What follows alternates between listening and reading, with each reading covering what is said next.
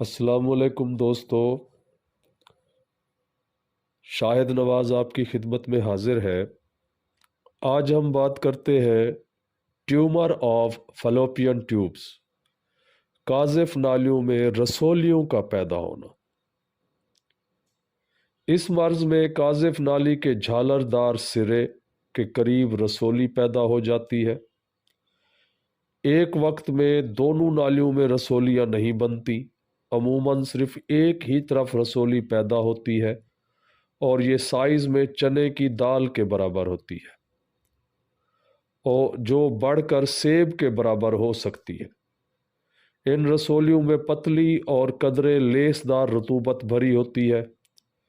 ان رسولیوں کی وجہ سے حیض کی خرابیاں پیدا ہو جاتی ہیں اور کئی دیگر امراض بھی جنم لیتے ہیں۔ چلتے ہیں جی اس کے ہومیوپیتھک علاج کی طرف۔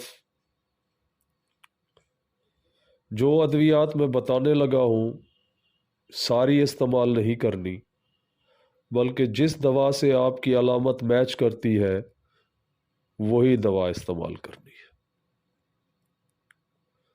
تو چلتے ہیں جی، اس کی پہلی دوائی ہے کونیم 200۔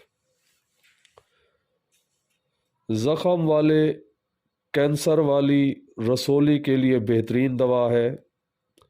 اس عارضے کے سبب مریضہ شدید کمزوری کا شکار ہو جاتی ہے اور اس کا دل تیزی سے دھڑکتا ہے۔ مریضہ کو شرمگاہ کے ارد گرد شدید خارش ہوتی ہے۔ اس کی اگلی دوائی ہے جی لیکسس 200۔ سانیاس کے قریب پہنچنے والی خواتین کی قاذف نالیوں میں رسولی بننے کے لیے اکسیر دوا ہے۔ سانیاس کی دیگر علامات کے ساتھ اگر قاذف نالیوں میں رسولیاں پائی جائیں تو یہ دوا استعمال کرنے سے مریضہ بہت جلد ان تکالیف سے نجات پا لیتی ہے۔